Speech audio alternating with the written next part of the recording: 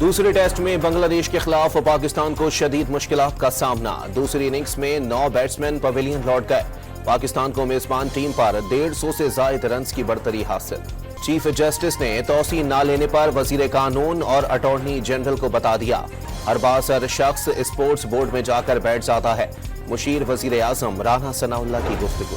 حکومت اور P T I کے مذاکرات کی خبریں ابتدا ہی میں دم توڑنے لگیں، دونوں جانب سے سخت بیانات کے تبادلے، بانی پی ٹی آئی مذاکرات کریں گے اور نہ ہی ڈیل، بیرسٹر سیف کا دعویٰ۔ پیپلز پارٹی اور نون لیگ کے درمیان پنجاب میں پاور شیئرنگ سے متعلق اجلاس آج شام ہوگا، دونوں جماعتوں کی کوارڈینیشن کمیٹی کا گزشتہ اجلاس بے نتیجہ رہا تھا۔ آئی ایم ایف پروگرام کی منظوری، زر مبادلہ ذخائر اور روپے کی قدر مزید بڑھنے کا امکان، ایک سال کے دوران زر مبادلہ کے ذخائر اور روپے کی قدر میں اضافہ ہو گیا۔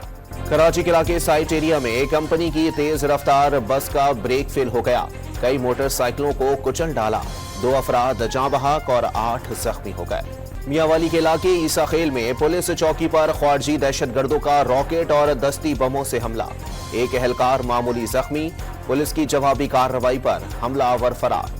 ڈاکٹر عافیہ صدیقی کی وطن واپسی کیس میں حکومت کی جواب جمع کرانے کے لیے 5 ہفتے کی مہلت کی درخواست مسترد، اسلام آباد ہائی کورٹ نے 1 ہفتے کا وقت دے دیا۔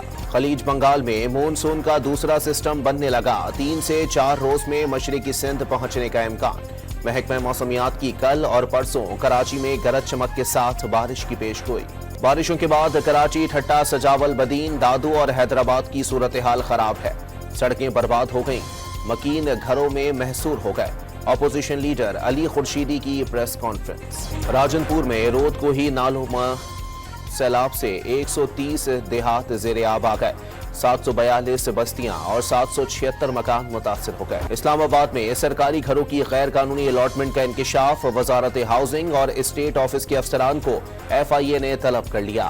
اپنی چھت اپنا گھر اسکیم سے پنجاب بھر میں 17,500 افراد مستفید ہوں گے، ہر ضلع کا الگ الگ کوٹا مختص، سب سے زیادہ لاہور کو کوٹا مل گیا۔ کراچی میں عجلت میں میٹرک نتائج کا اعلان، طلباء کے لیے پریشانی کا باعث بن گیا، ویب سائٹ پر نتائج میں رد و بدل جاری، 700 مارکس لینے والا فیل اور 400 والا پاس قرار۔ کراچی کے علاقے سٹی کورٹ کے قریب ٹریفک پولیس اہلکار نے موٹر سائیکل لفٹر کو پکڑ کر تھانے کے حوالے کر دیا، ملزم بائک چرا کر فرار ہو رہا تھا۔ صوابی میں وابڈا اہلکاروں کے قتل کے خلاف وابڈا ہائیڈرو یونین کا پشاور پریس کلب کے سامنے احتجاج، قاتلوں کو جلد گرفتار کرنے کا مطالبہ۔ اسلام آباد میں پاک پی ڈبلیو ڈی کی بندش کے حکومتی فیصلے کے خلاف ملازمین کا احتجاج، دھرنے کے باعث سری نگر ہائی وے بلاک، ٹریفک کی آمد و رفت متاثر۔ اور لاہور کے قذافی اسٹیڈیم میں اپ گریڈیشن کا کام شروع، chairman P C B Mohsin Naqvi نے جاری کام کا معائنہ کیا۔